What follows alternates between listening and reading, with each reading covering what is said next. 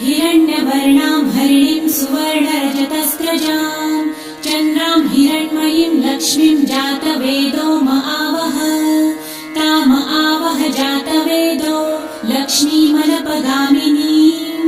यस्यां हिरण्यं विन्देयं गामश्वं पुरुषानहम् अश्वपूर्वां रथमध्यां हस्तिनादप्रबोधिनीं